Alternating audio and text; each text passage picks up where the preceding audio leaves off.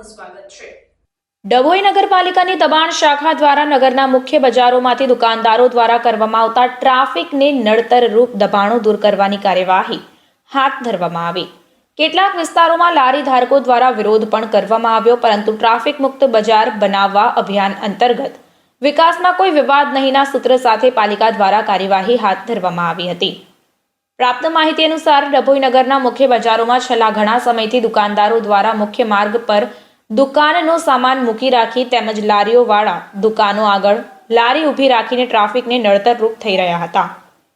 ત્યારે નગરપાલિકા પ્રમુખ બિરેન શાહ દ્વારા છેલ્લા ઘણા સમયથી મુખ્ય બજારમાં ટ્રાફિક સમસ્યા દૂર થાય તે માટે કાર્યવાહી હાથ ધરી ફૂટપાથ દૂર કરવામાં આવી હતી અને ત્યારબાદ હવે દુકાનદારો જે દબાણ કરતા હતા તેમની સામે પણ પાલિકાએ વિકાસમાં કોઈ વિવાદ નહીંના સૂત્ર સાથે નગરના મુખ્ય બજાર, ટાવર, કન્યાશાળાથી ટાવર, ટાવરથી છીપવાડ બજાર, છીપવાડથી મહુડી ભાગોળ અને કાઝીવાડા થઈ ભક્ત કવિ દયારામ માર્ગ અને કંસારા બજારમાં દબાણો દૂર કરવા દબાણ શાખાના કર્મચારીઓને કામે લગાડ્યા છે।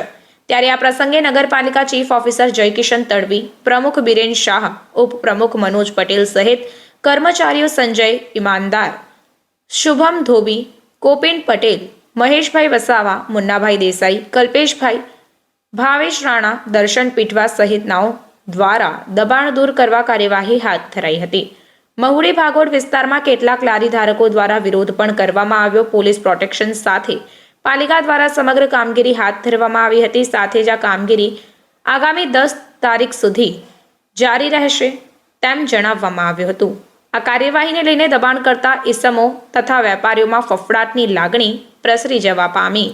આજરોજ ડભોઈ નગરપાલિકા દ્વારા જાહેર રસ્તા ઉપરના દબાણ હટાવવાની ઝુંબેશ રૂપે છીપવાડ બજારથી ટાવર ચોક તરફના દબાણ જે રોડની ટ્રાફિકની સમસ્યાઓ ઊભી કરે છે તે દૂર કરવાની કામગીરી નગરપાલિકા દ્વારા હાથ ધરવામાં આવેલ છે।